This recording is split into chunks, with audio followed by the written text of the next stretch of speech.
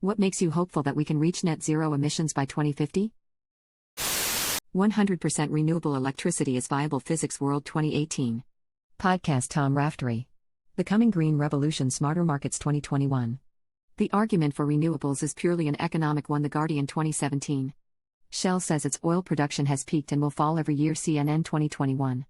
Critics say green policies stifle growth. The opposite may be true. The Academic Times 2021.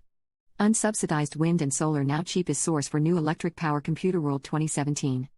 Oil is dead. Renewables are the future. Why I'm training to become a wind turbine technician. The Guardian 2021. Renewables create more electricity than coal. Institute for Energy Economics and Financial Analysis 2019. Why renewables and natural gas are taking over. Interactive Mapbox 2016. 2/3 RDS of Americans say alternative energy over fossil fuels. Pew Research Center 2017. Hurricane Florence crippled electricity and coal, while solar and wind were back the next day. CBS News 2018. Putting New York City's waterfront at the heart of a renewable energy revolution. Next City 2019. Why the offshore wind industry is about to take off. Business Insider 2018. Evidence that offshore wind farms are changing the oceans for the better. MIT Technology Review 2017. Wind energy is one of the cheapest sources of electricity, and it's getting cheaper. Scientific American 2017. Offshore wind power cheaper than new nuclear. BBC News 2017. Governor Murphy announces $250 million total investment in state-of-the-art manufacturing facility to build wind turbine components to serve entire U.S. offshore wind industry. NJ Gov 2020. The Empire State Building and its related buildings are now powered by wind. The Washington Post 2021. Offshore wind stagnated under Trump, but Biden policies could create a wind energy boom. Cape Cod Times 2021. The price of solar electricity has dropped 89% in 10 years. Fast Company 2021. It's now cheaper to build a new wind farm than to keep a coal plant running. CBS News 2018. First U.S. steel plants powered by wind, solar energy are coming. CNBC 2019. Solar and wind energy propel growth in U.S. renewables. 2017. 7,780% of new U.S. power capacity came from solar and wind in 2020. Clean Technica 2021. There are now 2x as many solar jobs as coal jobs in the U.S. Vox 2017. U.S.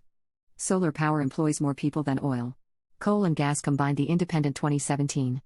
Republican mayor fighting for renewable energy in Louisiana. Vice 2017.